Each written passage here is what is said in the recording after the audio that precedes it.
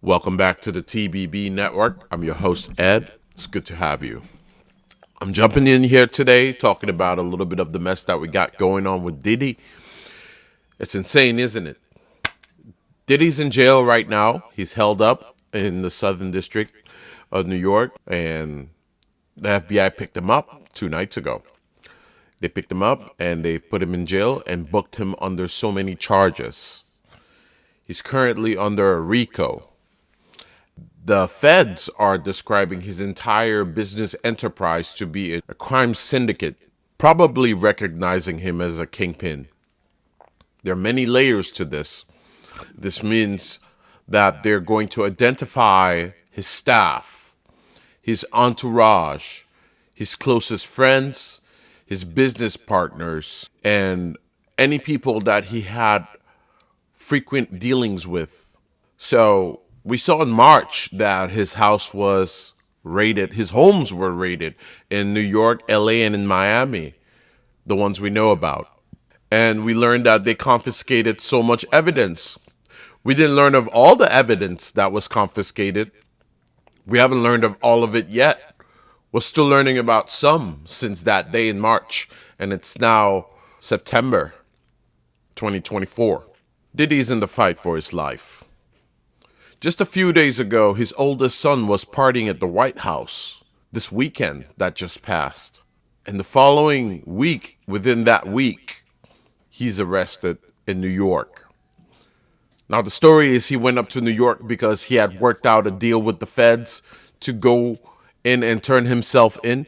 But you gotta know, the more I look at the story, after the shock value has calmed down, I come to think this man's gonna get off. He's gonna get off. Now, I'm not gonna get ahead of myself, but let's talk it a little bit. There's so many layers to this. But anyways, right now he's in a RICO charge. And so they're recognizing everything that he's ever touched since 2008 as criminal, working under the entity of a criminal organization. That means everything he owns, everything since 2008. Anyways, the charges are egregious: kidnapping, sexual assault, racketeering, bribing. There's even murder in the conspiracy. But the feds have not really spoken on a charge for murder, although it's floating around on the internet with certain allegations. It's been floating around on the internet. Well, all that to say, there are more charges. I just can't think of all of them at the top, unless I wrote it down to read it to you, but there's so many more. And he has multiple and multiple of these, which equate life sentences or many decades in jail. If he could get off even half of them, he would still spend decades in jail if he were charged after prosecution. The judge has refused to bail him out. His lawyers offered $50 million and kept up. And the judge refused to bail him out because they're worried that he's a flight risk. You know, he could make his way back to Miami, and they were talking about, well, Cuba is only 90 miles away. By the time he gets out of U.S. waters, it'll be too late. So they claim. That's BS. You know it. One thing is that the press or the media, who are giving us all the information that we're getting right now, at least, or at most, we're not being told whom the victims are. We know of people who have charged him, or people who have sued him, I mean. We know of Cassie, who was settlement. We don't know that she's still participating or helping the feds, but it's very likely that she is helping the feds with their investigation. It would be reasonable. As for the other people, like the Rodney King guy, not Rodney King, Rodney, let's just call him Rodney so I don't fuck people's names up. But the Rodney guy who sued him, who was a producer for him, we've learned a lot about Rodney's position and what he's witnessed and what he experienced, and so allegedly he claims. But there's no evidence. There's been no evidence. It's all hearsay. Now, I have to be very careful. I'm not advocating for Diddy. I'm not saying that any of these things he's accused of, it's false. I'm not pulling a Stevie J on you. I think there's a lot of truth to a lot of this. But what I'm saying from this point of view, I've not seen any proof being presented.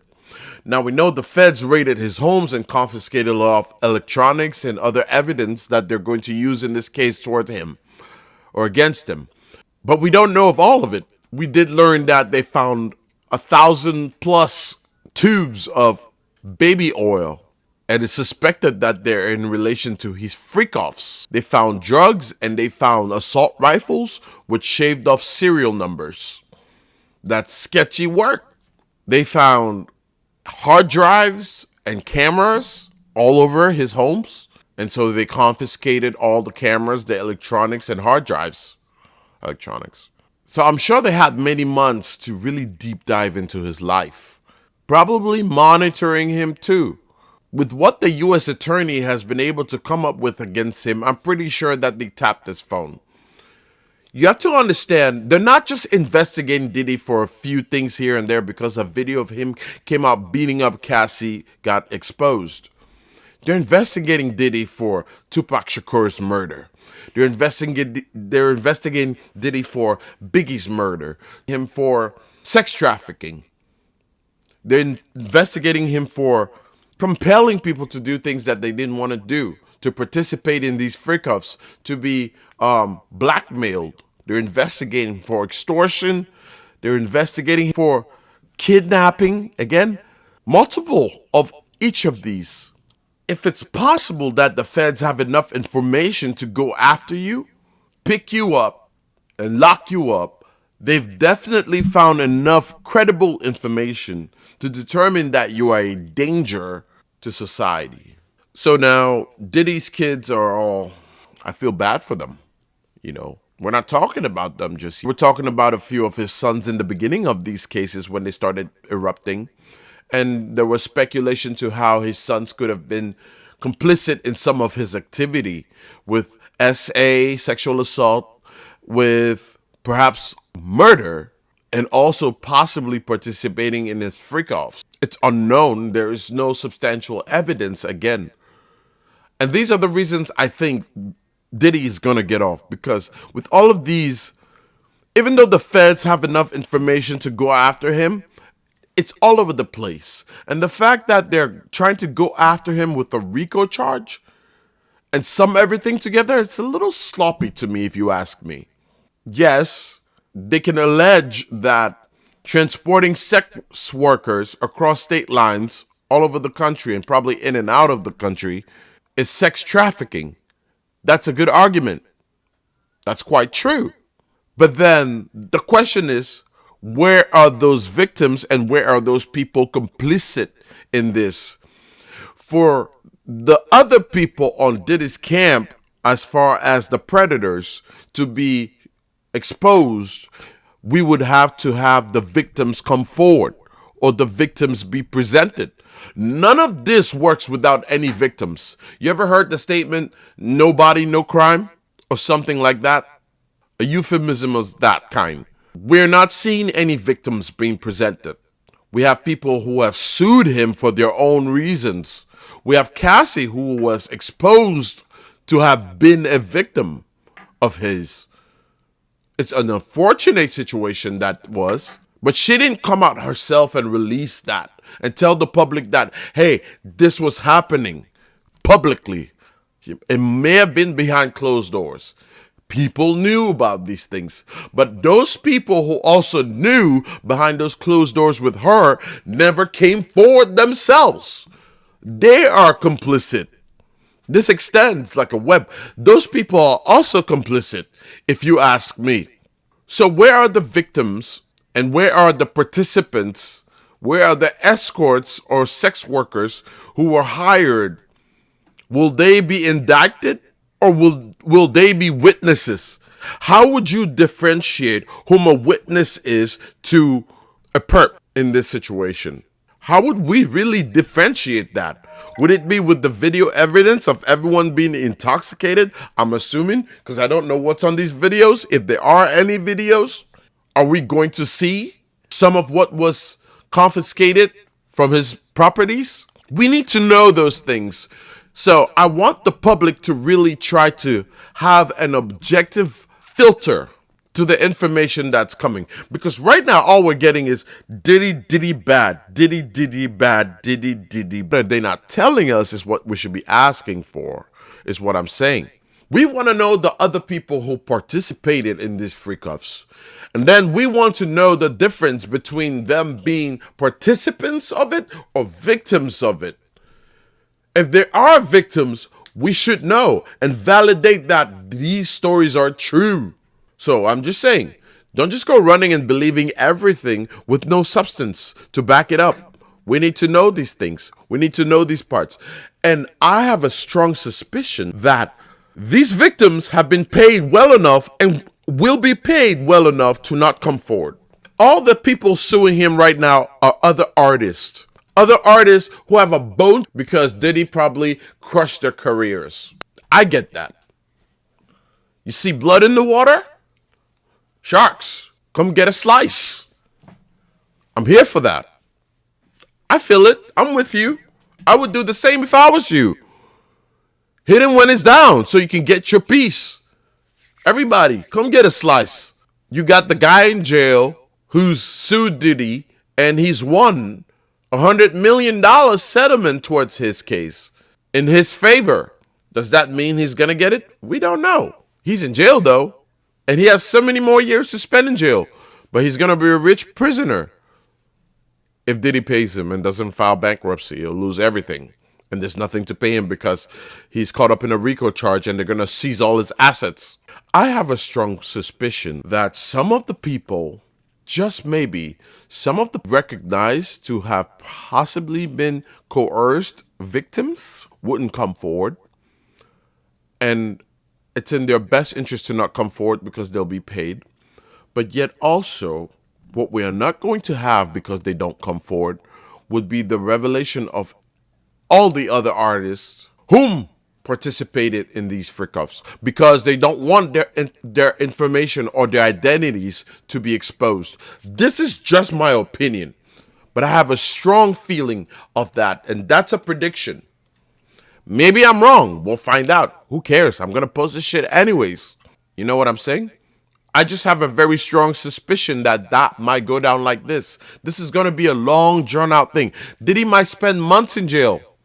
Or maybe the courts will actually accept $100 million for his bailout. But you have to understand they're not going to do that.